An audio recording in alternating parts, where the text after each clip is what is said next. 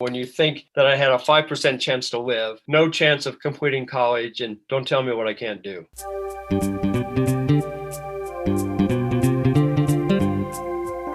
Hi, and welcome to the Innovative Mindset Podcast. I'm your host, Isolde Trachtenberg. On the show, you get my conversations with peak-performing thought leaders, creatives, and entrepreneurs. We explore how you can innovate through creativity, compassion, and collaboration. I believe that innovation combined with compassion and creative thinking can save the world, and I aim to bring you ways you can do it too. If you're enjoying the show, I'd be super grateful if you could support it by buying me a cup of coffee. You can buy me a cuppa at buymeacoffee.com/Isolde. And now, let's get on with the show.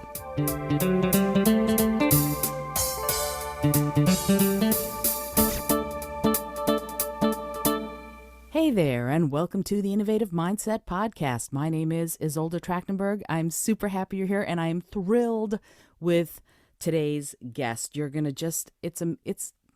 he's amazing.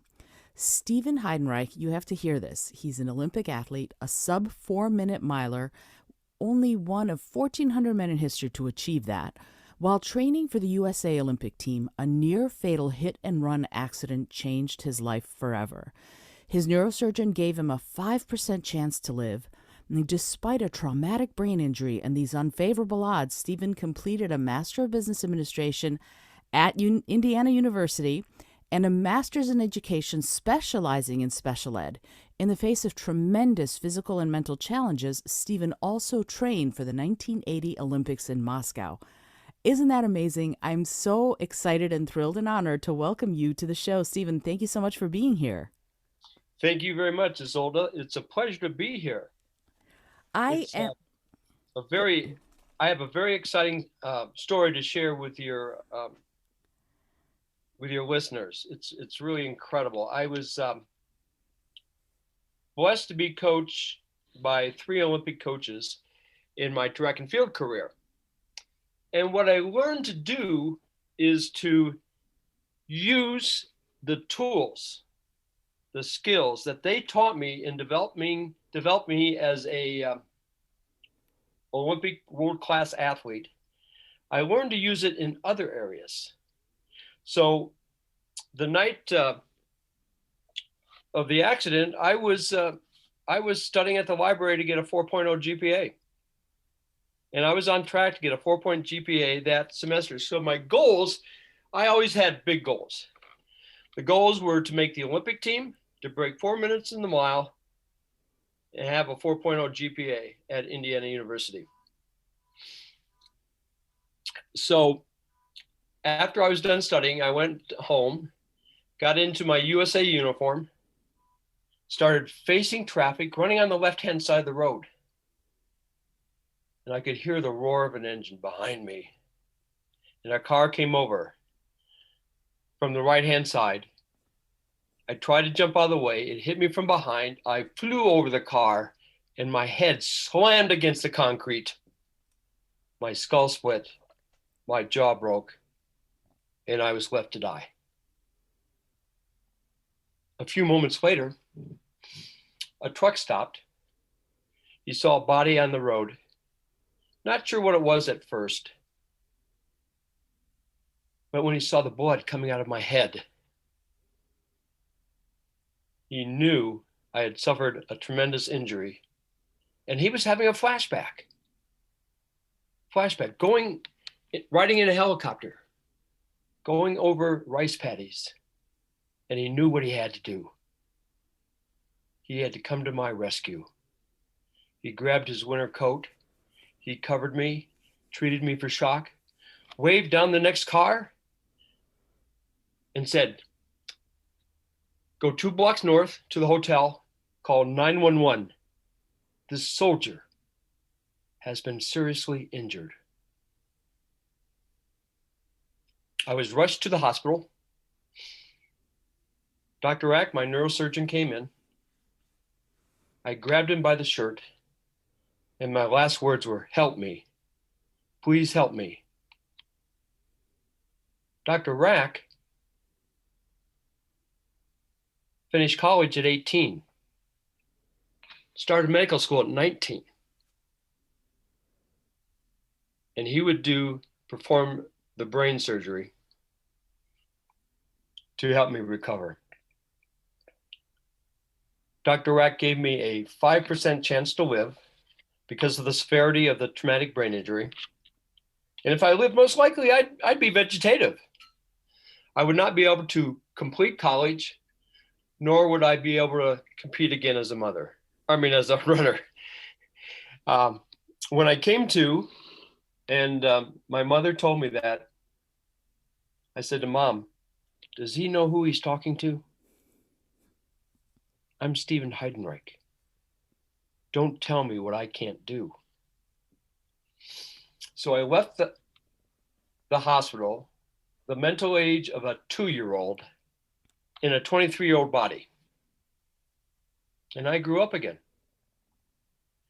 My mother quit her job as a special education assistant, and she was my mother, teacher, nurse, 24/7. But here's what's exciting. My brain started healing miraculously, incredibly fast. I wish I could learn that fast all the time. So I left the hospital as a 2-year-old. And by May, I'm reading Dick and Jane books.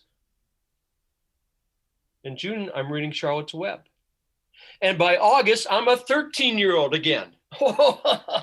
And so being a 13-year-old, I thought, it's time for me to go. It's time for me to go back to school and complete my degree. So I went back to Indiana University, the mental age of a 13-year-old. But Indiana University stepped up in 1976. And the athletic department said, Stephen, no, you're no longer on scholarship.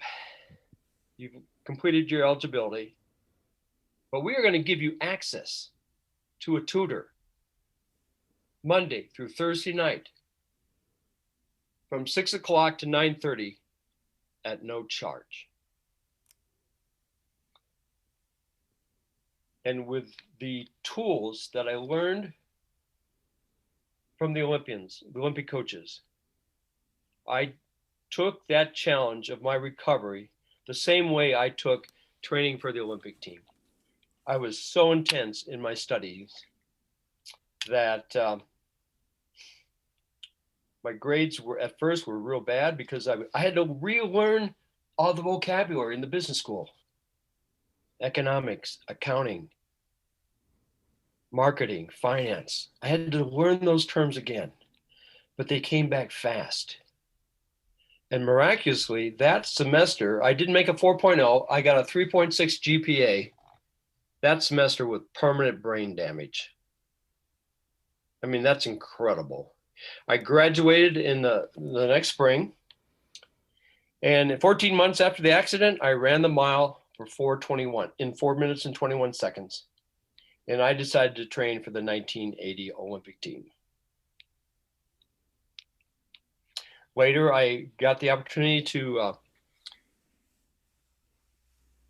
get my Master's of Business Administration degree at the Kelley School of Business at Indiana University. Here's what's really interesting. We had to take this test, this GMAT test, General Management Aptitude Test. And there's 800 points. And because of my permanent brain damage, I scored 400 points. 400. There was no way I was going to get into the Indiana University Business School. Well, I got a call from the dean of the business school. He wanted to talk to me about going to the school. And he said, Stephen, your test scores are terrible. Your overall GPA is not that good. But the last year after your accident, your grades were unbelievable. So I'm letting you in on one condition. You can't get any grades below a B. Yes, that's a B minus, no questions asked. Do you accept that challenge? And I stood up and I shook his hand and I took that challenge. And the first semester in the Indiana University MBA program, I scored a 3.91. I finished my degree with a 3.67.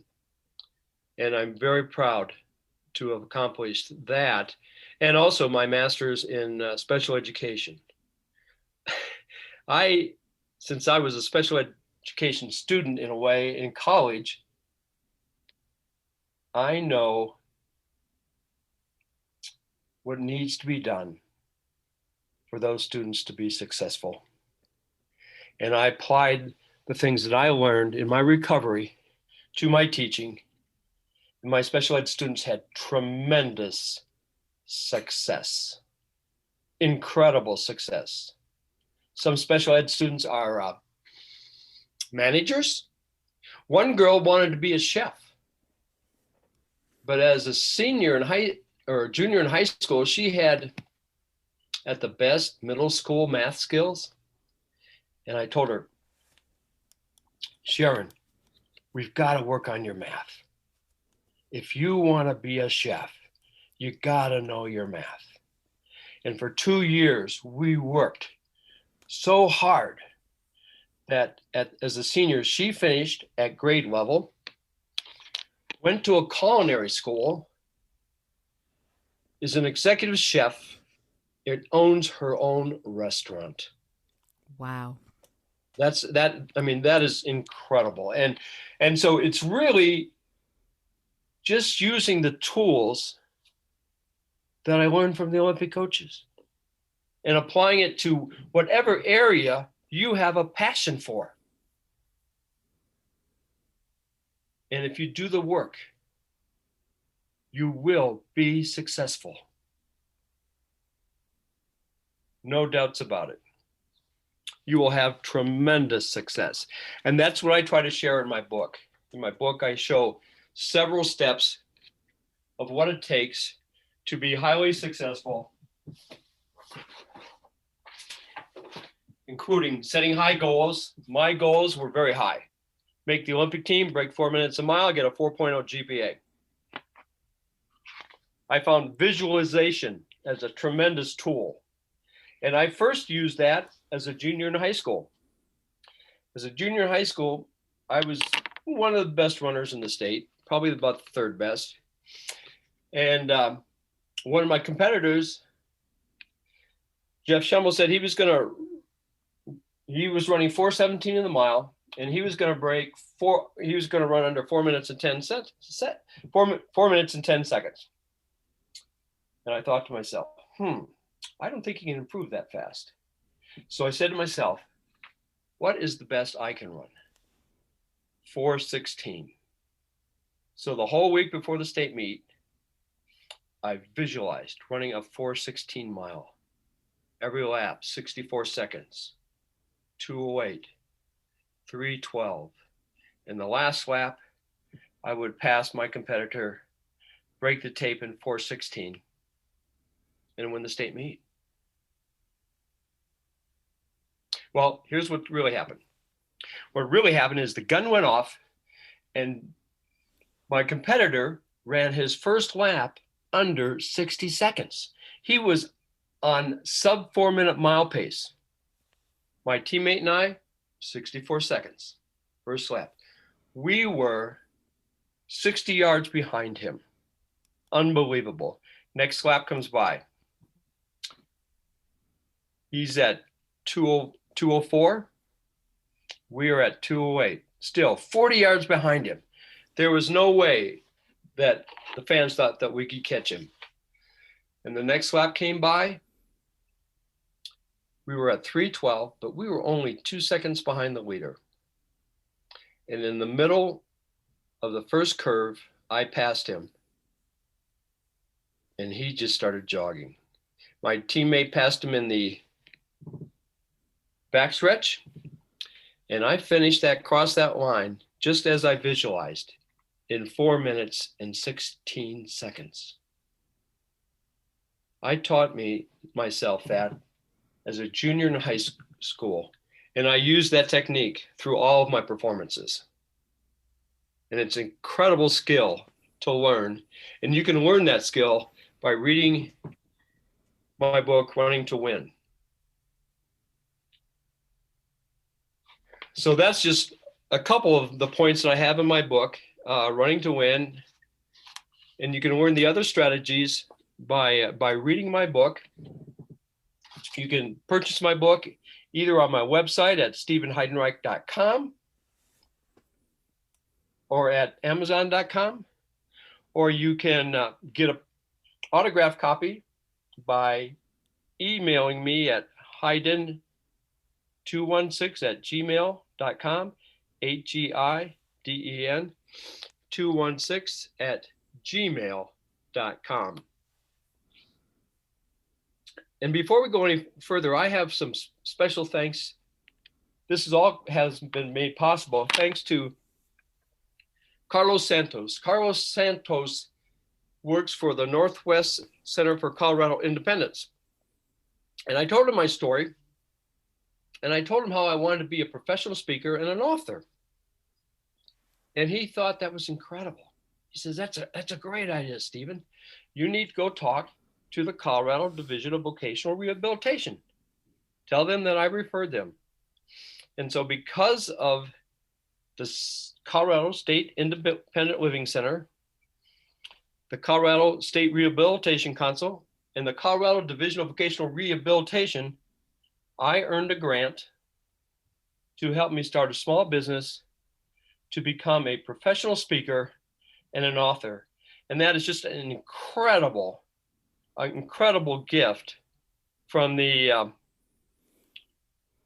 Colorado DVR. Just unbelievable. It is really helping me launch my career as an author and as a speaker.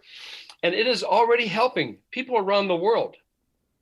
I have sold books in the United Kingdom, Canada, the Philippines, and the United States. And people love the message, love the inspirational story that motivates people to take action to become a champion.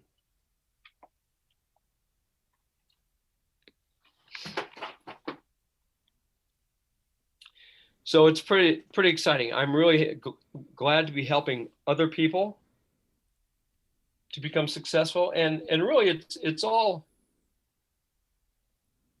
not only just high school students, college students, but I'm helping people in all aspects of life. Coaches, disabled people. The list is incredible, and it is very exciting. And it's my passion. I love helping people. The more I can help, the better. Wow. Stephen, you're so inspirational. That's amazing. Incredible. Thank you. Yeah, thank you very much. Yeah, it is an incredible story. You know, when you think that I had a 5% chance to live, no chance of completing college, and don't tell me what I can't do. Absolutely. What's really amazing is when I talk to people, a lot of people don't realize how much talent they have. How much there's the skills that they have that they just need to kind of set that aggressive goal, work on it, stay focused, go for it, and they will be successful, very successful. When you think that I've helped special education students become managers, if I did it, you can do it. You can do what you have a passion for. And that's the key. People have to set their goals in an area that they love, in an area that they have a passion for. I love inspiring, motivating people to take action to be successful. That is my gift. That is my passion. And if they find and use these principles, tools that I'm talking about in Running to Win, and they do that, and apply the work ethic that is needed, nothing's going to stop them from being very successful. And gosh, wouldn't it be great if we had more successful people in our country? That would just be wonderful. And For so sure. that's what I'm trying to do. I love it. I love what you're trying to do. When you talk about work ethic, what does work ethic mean to you? What makes for a good work ethic in your mind? Well, at the age of 15, I watched the 68 Olympics.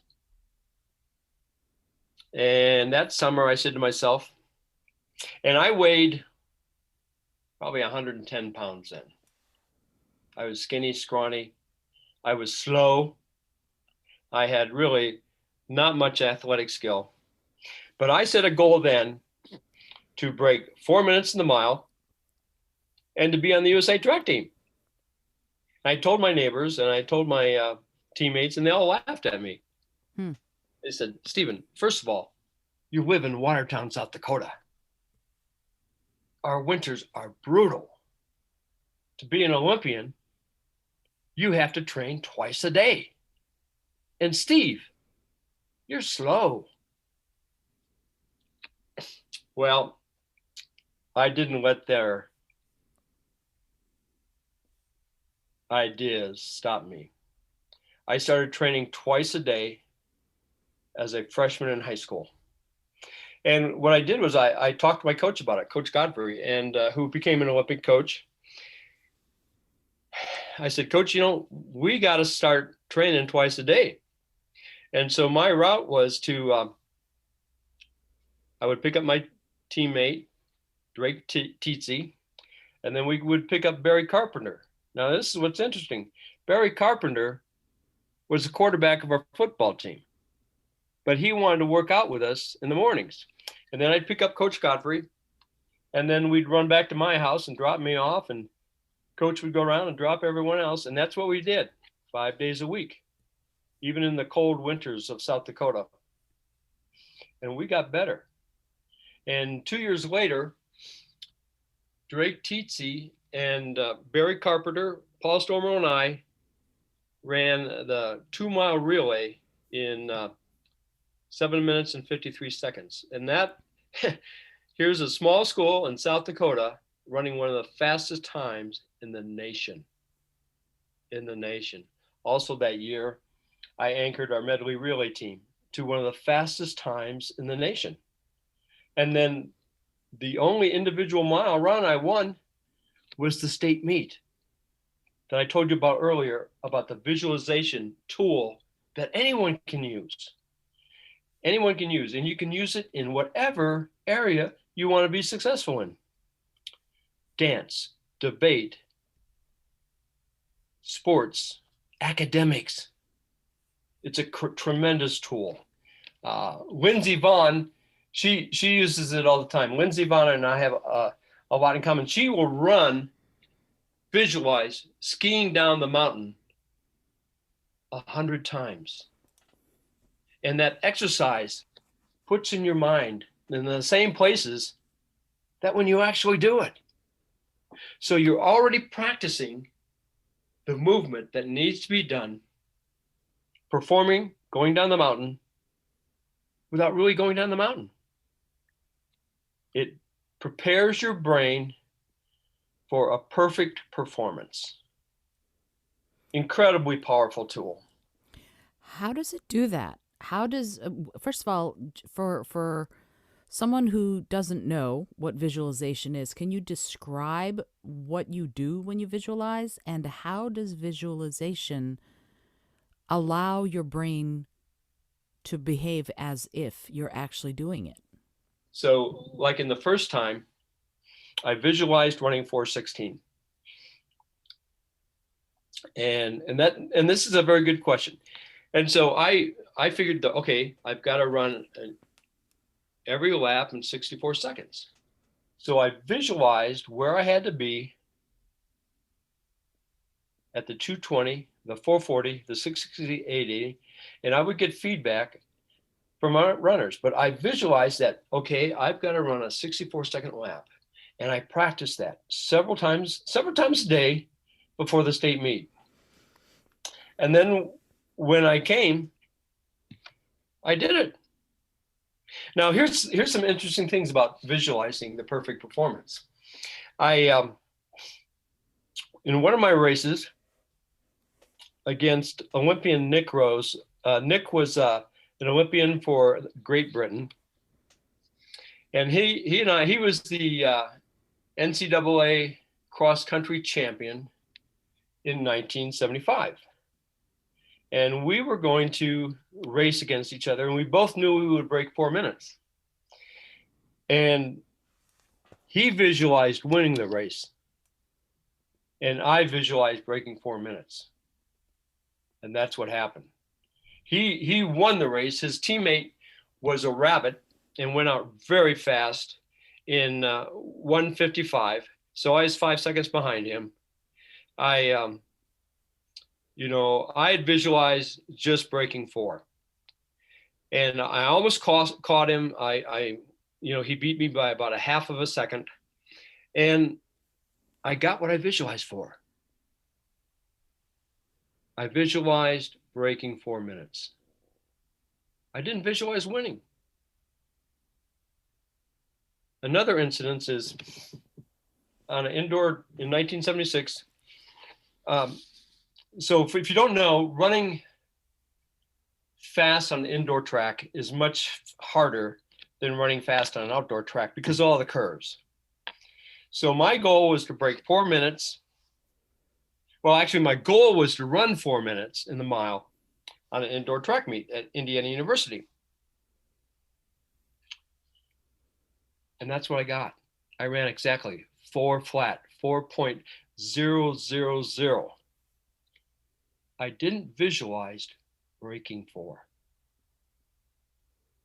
So you've got to kind of be careful what you ask for because you kind of get what you think. Right. Against Nick Rose, I visualized breaking 4 minutes, and that's what I got. And then on the indoor meet, I visualized running 4 minutes, and that's what I got.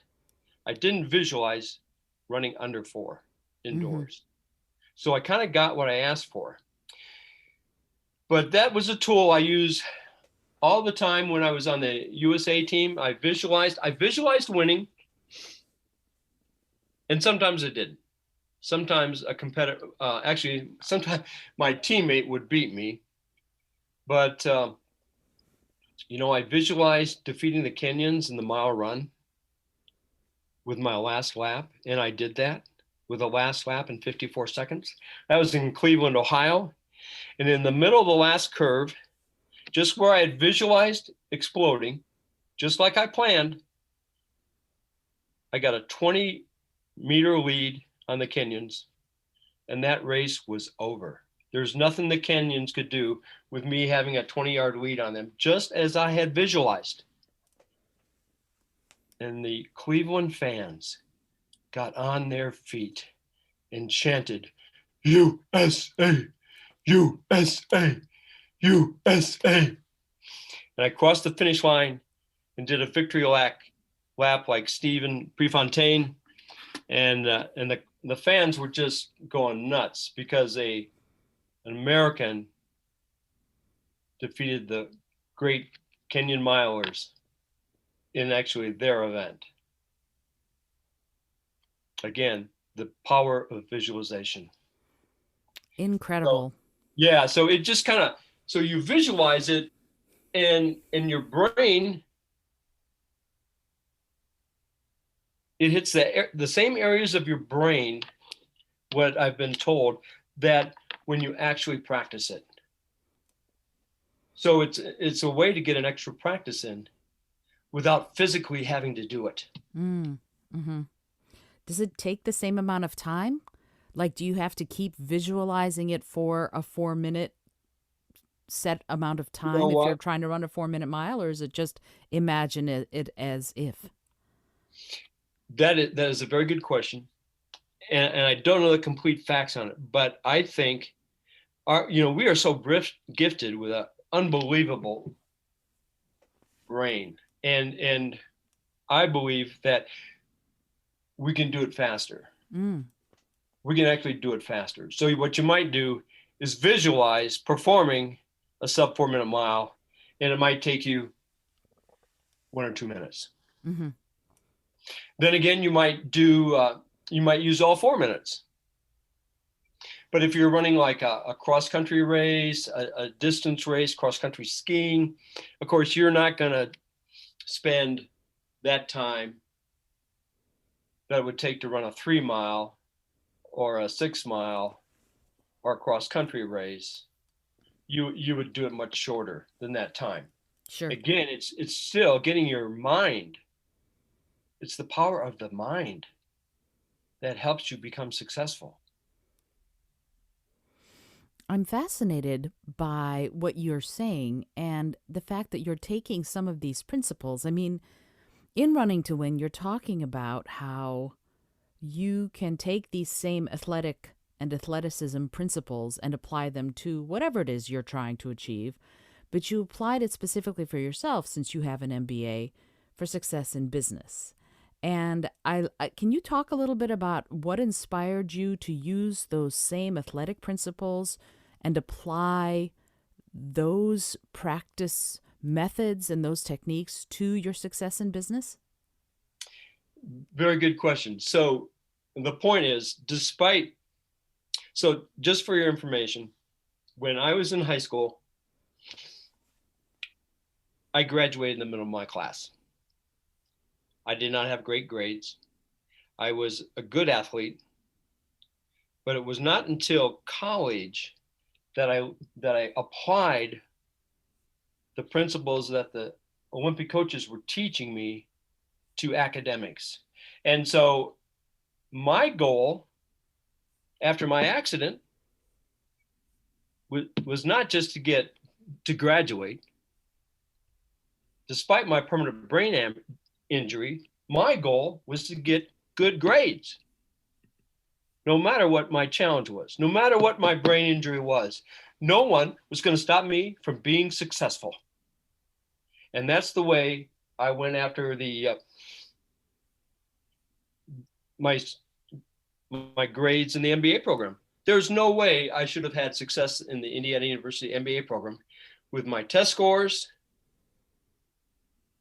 But the dean says, "God, Steve, after your accident, you got unbelievable grades." So here's the deal. He gave me the deal, and I took it. And I looked at his eye, and I shook his hand. And I was determined to be successful in the Indiana University MBA program and in the Regis University Special Education Master's program. And then in the workplace, I apply the same principles. It's the same principles to be successful. The ones that are taught in my book, Running to Win. What are some of those principles? Because I know I read the book, and I love how they're broken down in chapters. Chapter 1 is 1 minute on the stopwatch. Chapter 2 is 2 minutes. What if you could detail what maybe even the chapters are? What are the principles that you're using for both athleticism and business and success Well, in both? so again, it's setting high goals. Mm-hmm. In business, as a businessman, you want to set high goals. The second item is visualizing the perfect performance. We've talked about that quite a bit already. Mm-hmm. Enthusiasm is important in the business world and in athletics. If you can take enthusiasm and you can show your enthusiasm while you are working with your customers, they will know it. They will see your passion. They will see that the salesperson is trying to help the customer meet their needs. Mm-hmm. So I consider that very important. Mm-hmm. Of course, work ethic is incredibly important. And Olympic world-class athletes have unbelievable work ethic. And that's important to be successful in whatever you want, whatever you have a passion for. You've got to be willing to do the work. It doesn't come free. But if you dedicate yourself to do that, you will be successful. The other thing I like to do in not only in coaching and in education, but also the workplace, is catch someone and give them positive reinforcement. One of my best tools in special education was I would catch a special education student doing something very well, and then I'd call their parents, and they think that, oh, what'd Johnny do? Did he do something bad? I said, no, no. I caught him doing something very well. His reading today was incredible. He's making great strides in his education. And I wanted to know the success he is having in my classroom. Would you help me? Would you help me help your son? Would you be willing to read with him 30 minutes at night? And you know what? I just hooked a parent. I just hooked his parents. And then we became a team.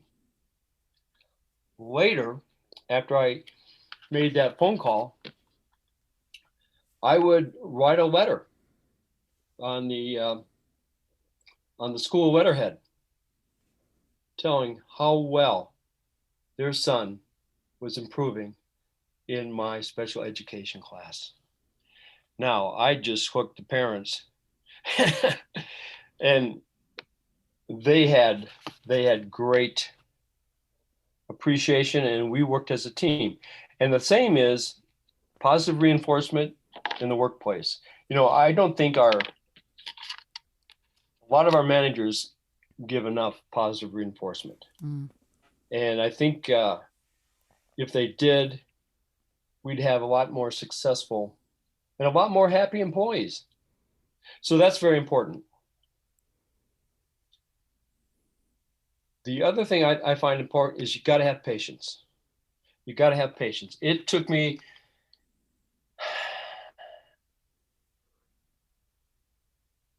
It took me 7 years to break 4 minutes in the mile. I mean, that's a long time. But, For sure. But you know, when you're trying to be the best, it's not going to happen overnight. But you've got to be willing to sacrifice and put in the work over time. I imagine that 5, 6, 7 years from now, I'll be a much better professional speaker because of the time and the practice I'm putting in, like an event we're having today, just like this podcast. Last night, I visualized this podcast. Oh, wow. And because that's how it works. Mm-hmm. That's how it works.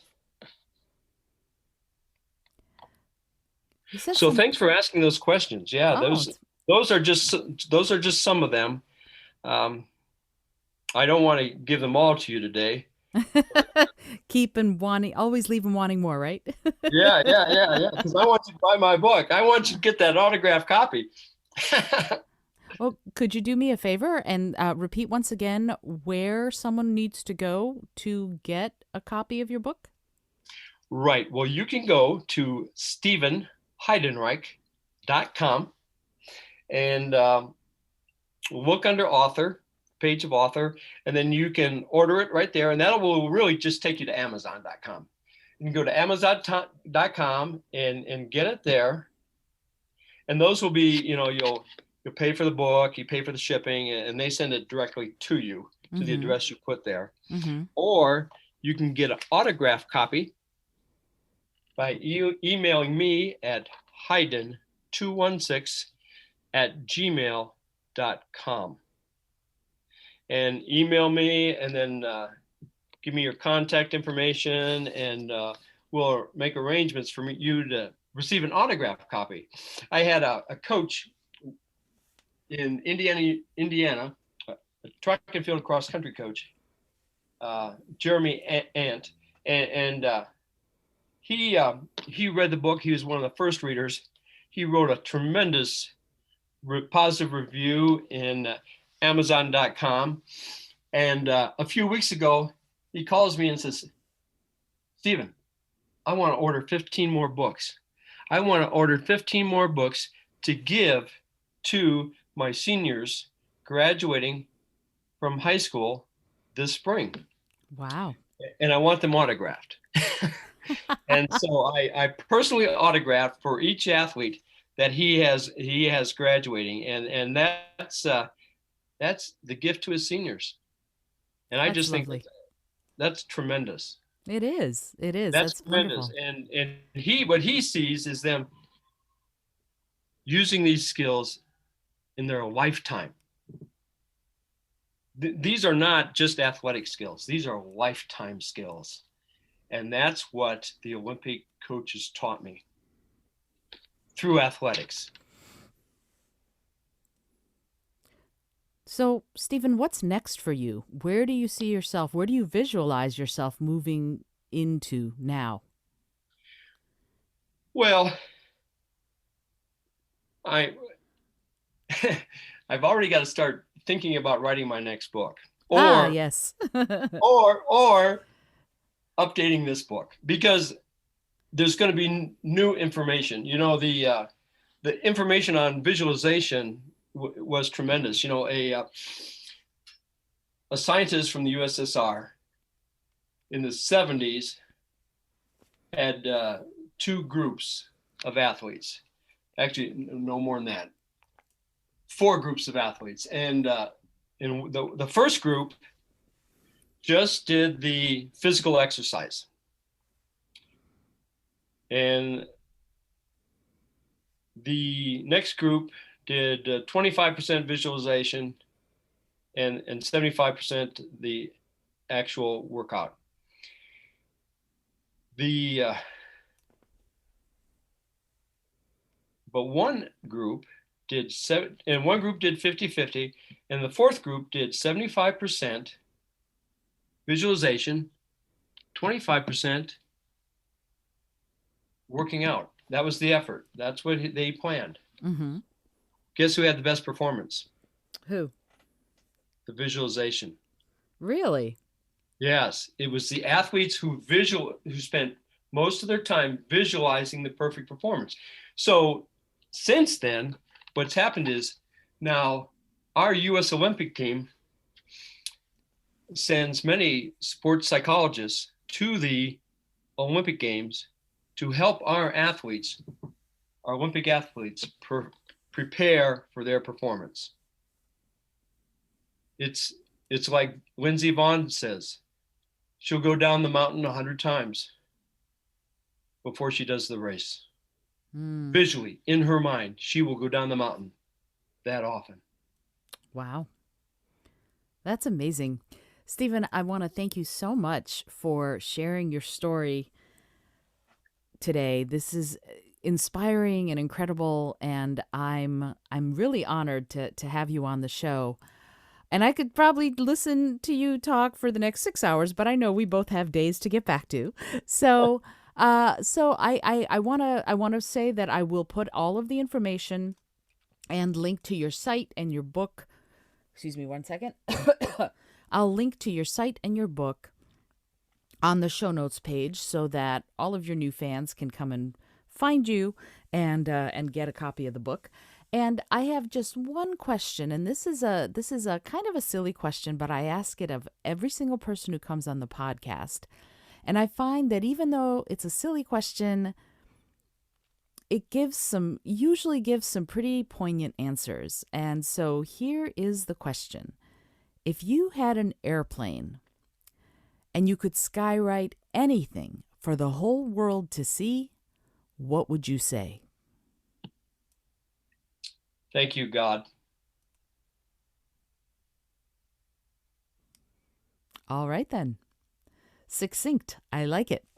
Stephen, thank you so much for being here. I really appreciate you taking the time to join me on the Innovative Mindset podcast and talking about your story and your new book, Running to Win, and hopefully your future books as they come, as you learn more and as you go deeper down this road that you've started. This is Isolde Trachtenberg for the Innovative Mindset podcast. If you're enjoying the show, definitely go review it and subscribe, and you can hear more stories like Stephen's. Stephen, thank you once again for being here. You're welcome. Thank you so much. It's been my pleasure. Until next time, this is Isolde Trachtenberg reminding you to listen, learn, laugh, and love a whole lot.